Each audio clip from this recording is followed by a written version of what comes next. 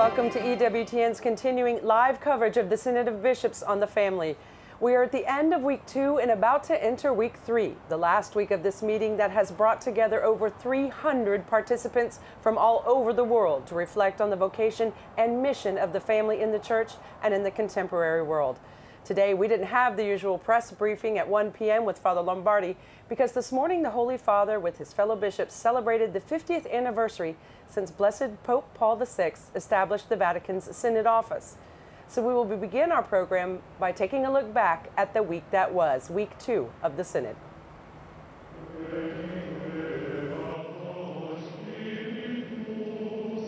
Week 2 of the Synod on the Family is coming to a close, and the already tired Synod participants are facing the most difficult week ahead, the final week.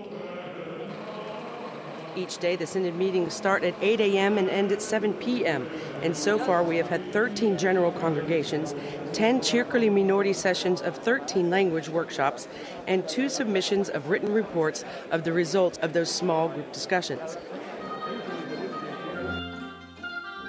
The discussions have been spirited at times. Maybe they're following Pope Francis's advice to hagan lío, a Spanish phrase he often uses, which means to make a mess or shake things up.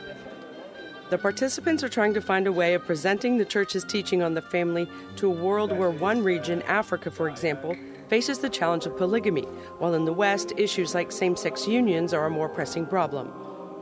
Some are concerned that if the language that comes out of this synod is not clear, it could lead to shaky pastoral practices once the bishops get home and implement these programs. By the end of next week, Pope Francis will have the final report and its votes. As a Jesuit, he may want time for discernment, to listen to the Holy Spirit, so it could take him some time to write a post-synodal apostolic exhortation like Pope St. John Paul II did in 1980 when he wrote Familiaris Consortio after the last Synod on the Family. Or he may not write one at all. We will have to wait and see. Some of the small group reports expressed concern about their ability to conclude discussions by the end of the 3rd week. Post-synodal declarations usually take a year to write after a synod is over, so further discussions on this throughout the Church could be possible.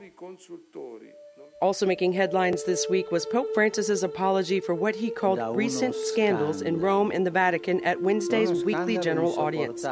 He did not specify which scandals he was asking forgiveness for, and when asked about it, papal spokesman Father Lombardi said it was not up to him to interpret the Pope's words, but said the Pope wanted to extend a hand to followers who are disturbed or pained when they learned of these scandals. This week we'll wrap up with 2 non-work-related events for the Synod participants.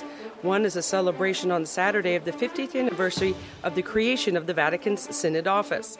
And on Sunday, Pope Francis will declare 4 new saints for the Church, 2 of whom are Louis and Zélie Martin, the parents of Sainte Thérèse of Lisieux. It is the first time that a couple will be declared saints at the same ceremony. And a great message to families of the sanctity we can achieve in marriage and family life. Relics of Sainte Thérèse and her parents have been on display inside the chapel of the Synod Hall every day, inspiring the Synod Fathers as they proclaim that the Catholic Church is anything but a relic.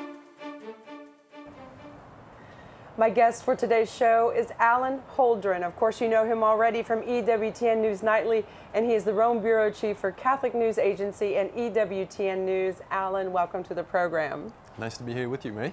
I know our viewers are used to seeing you every day, but I'm so honored to have you sitting next to me to get through all of this. So much happened this week, right? That's right. That's right. There's been a lot going on. We've been here covering it together. That's right. Well, we've been covering this since day one. And at the end of week 2, describe how you're seeing things, let's say a bird's eye view, if you will, and just kind of how things have been. And then maybe towards the end of our interview, we get to what do you think is going to happen next week? Sure. Yeah. Well, if you imagine that we're talking about the situation of the Church today, the mission and vocation of the Church in the modern, of the family in the Church in the modern world, imagine that that's what those Synod Fathers are after, is getting a real idea, a clear picture of what the family is living today in all of its realities, in all of the nations on earth, because that's where these representatives come from.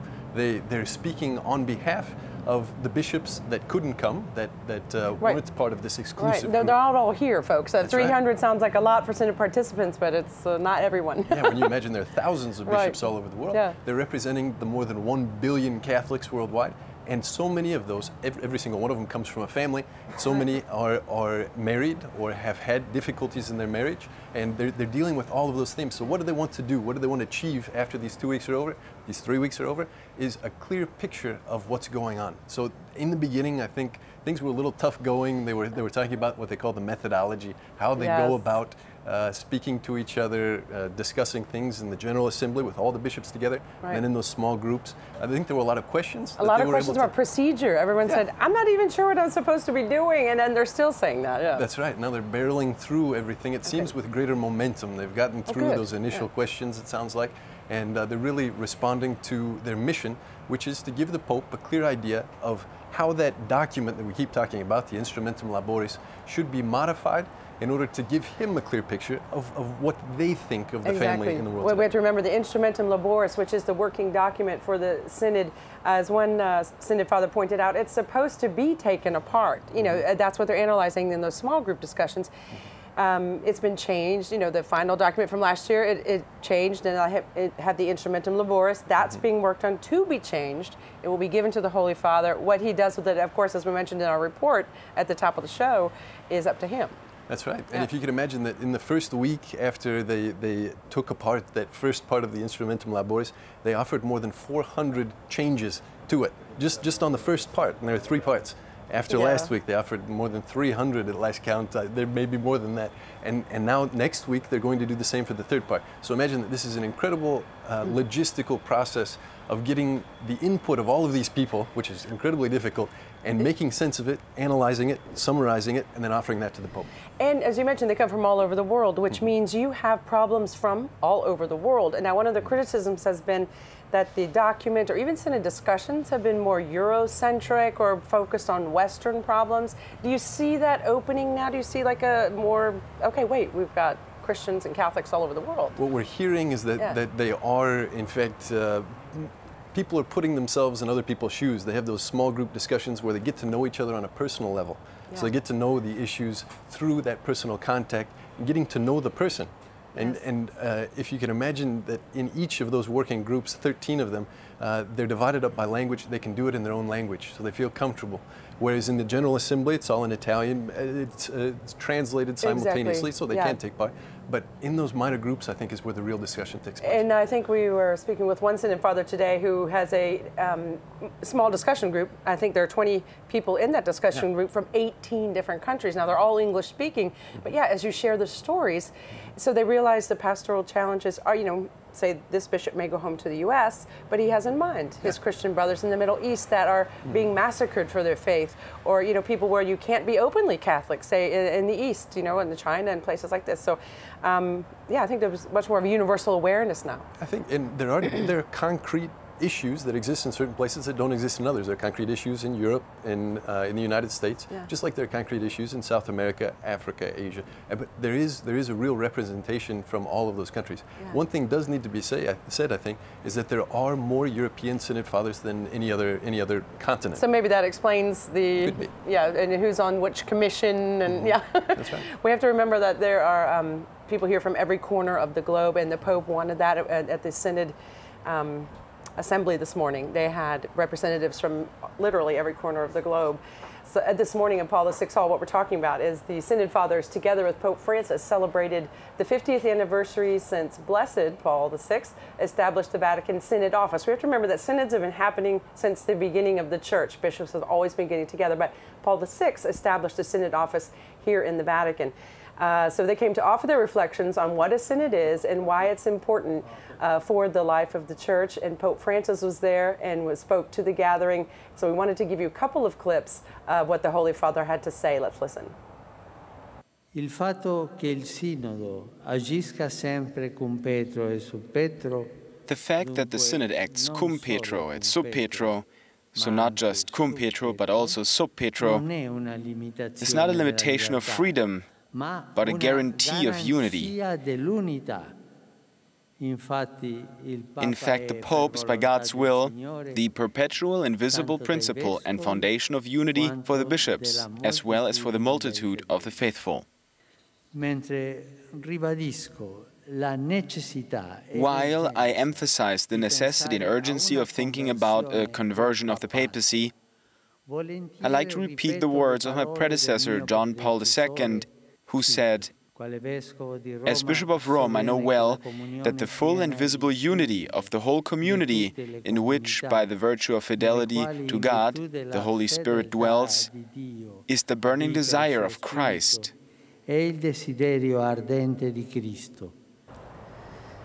Alan, can you explain that? The Pope is the principal unity of the bishops, and what does he mean by conversion of the papacy? Well, this is something that also he quoted John Paul II just a little bit after that, and he was speaking. I have the quote right here.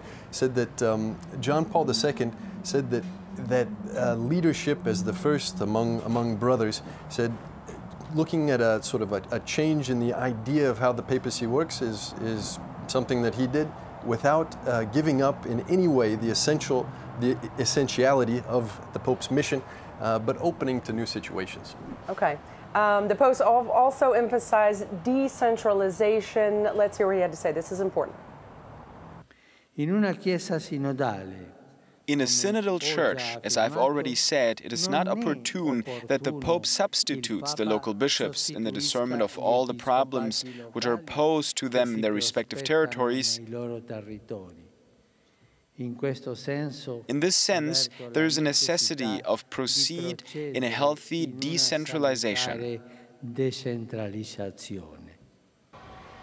So, Alan, just simply, what is this decentralization he's talking about? I think he's just giving responsibility. It's subsidiarities. He's telling the world that the bishops and the people in their diocese are sort of, they're independent, but within the greater church, so within the unity of the church. Imagine that you have someone in a satellite branch of a bank who goes directly to the director of the entire bank in the world with every little problem. Right, he says, bishops, you have diocese, faithful, look to your bishops. Okay, and the risk is, of course, that being far from Rome, and when you get to make the decisions on your own, you might make the wrong ones, but so we're further discussion on that ahead. We have to take a break, but stay tuned for more live coverage of the Synod from Rome.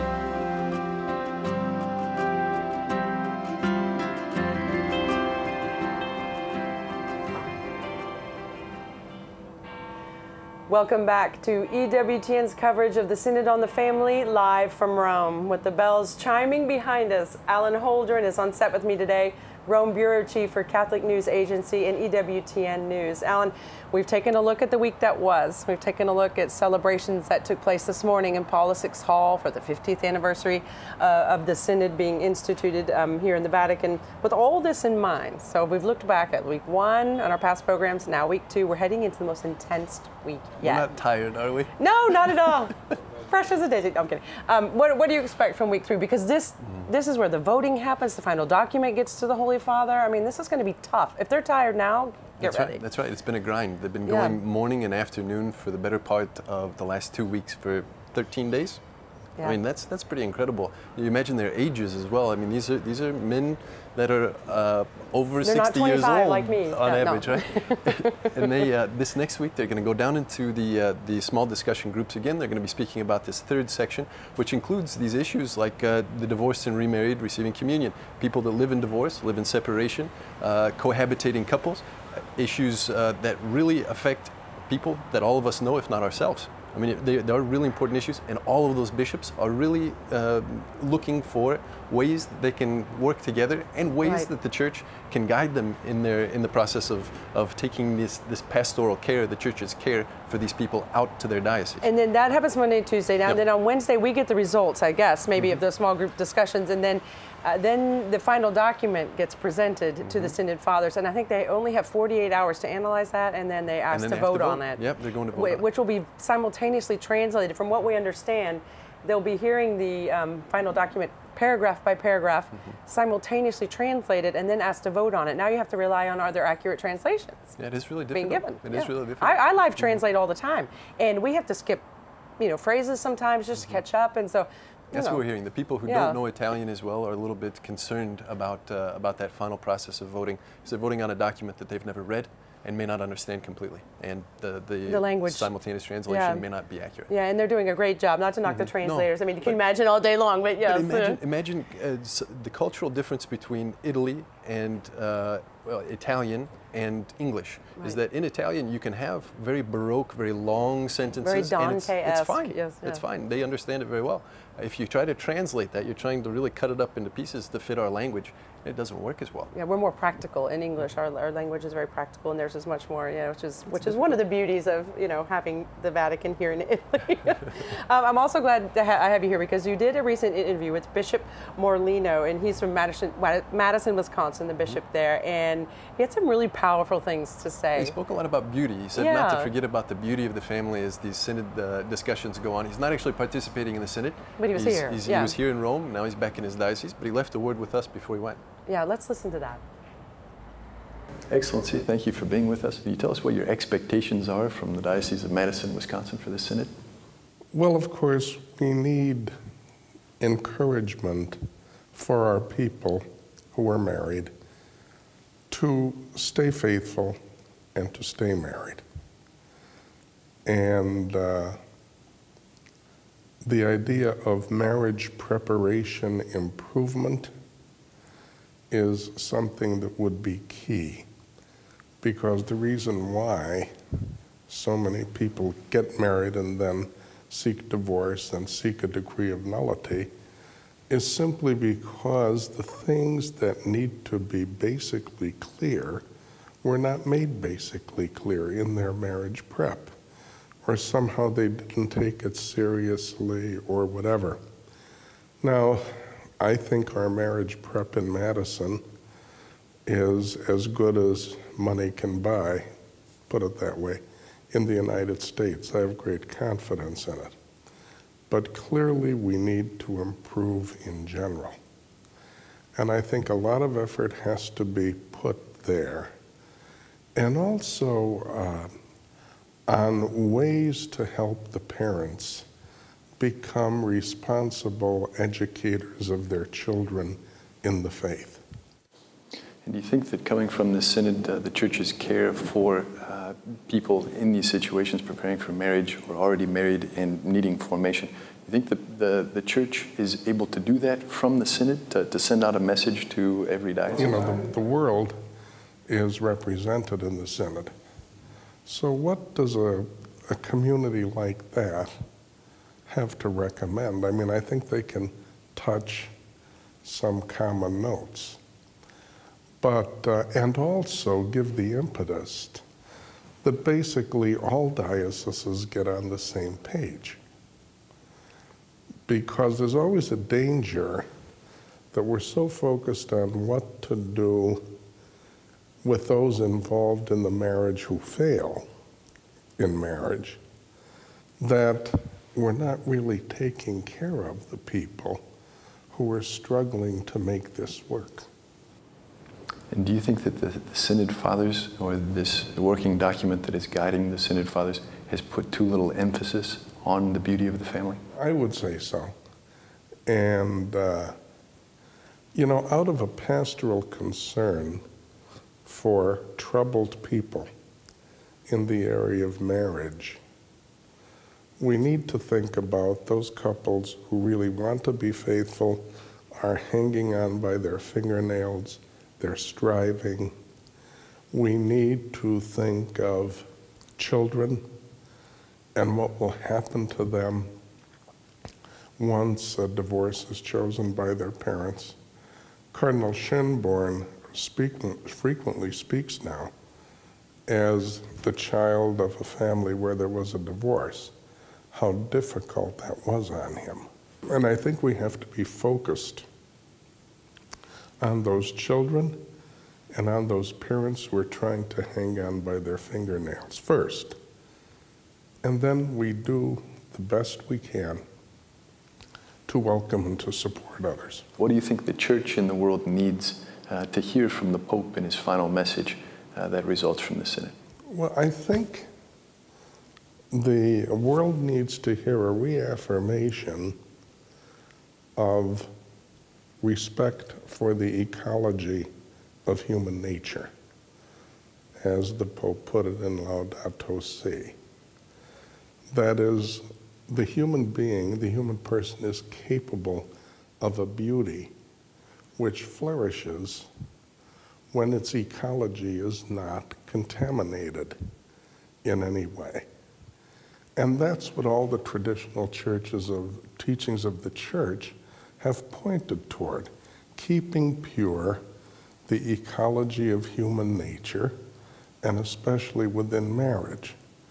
So when the Pope says people who are all excited about the ecology of physical nature, the rest of nature, but who are not concerned for the ecology of human nature, lack credibility, and that's what he says in Laudato Si.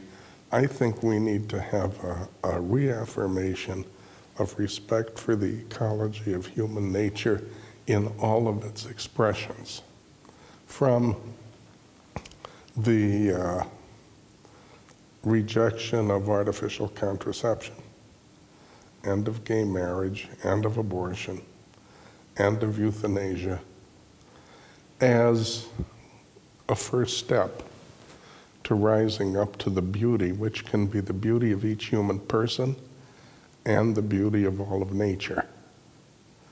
And man will only find joy, human beings will only have joy when they move through the beauty of nature, the beauty of human person, up to some union with the beauty of God himself. And apart from that, there is no full joy.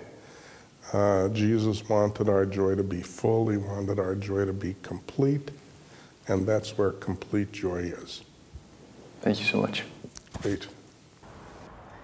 Our thanks again to Bishop Morlino for that interview. Before we end the show tonight, we'd like to remind you that tomorrow here in the Vatican, Pope Francis will declare 4 new saints, 2 of whom are Louis and Zélie Martin, the parents of Sainte Therese of Lisieux. Pope Francis has spoken openly about his great devotion to the little flower, and that the canonization of her parents gets to happen now during the Synod on the Family is a source of great joy for him. Many bishops here are devoted to Saint Therese and her parents. Here's Archbishop Ndagozo, Archbishop of Kaduna, Nigeria, speaking about his devotion to the Martin family. Even in the midst of all difficulties or whatever, there are faithful Catholic families. And I think we should be able to show them as examples. And what is happening with that, with the canonization, with this canonization, I think it's a special gift, for us to strengthen Catholic families that are struggling in the midst of all difficulties to live out their vocation as parents. Thank you again for everyone's reflections this evening and being part of our program. And thank you for Alan Holdren and for your sitting up here with me tonight and wading through all of this and providing clarity to the folks at home. It was nice to be here. And I hope, like Archbishop, to be there at the canonization tomorrow. Oh, yes. No, an occasion of great joy. That's our show for this evening. Remember, for all the latest information on the Synod, visit our special Synod page on EWTN.com and follow us on Twitter at EWTN. Send us your questions and comments using the hashtag EWTN Synod. We are covering this from all angles on EWTN News Nightly, Joan Lewis's blog and radio show, and the world over. You can watch tomorrow's canonization with Pope Francis live from St. Peter's Square right here on EWTN. You don't want to miss it. I'm Mary Shovlin. Good night from Rome.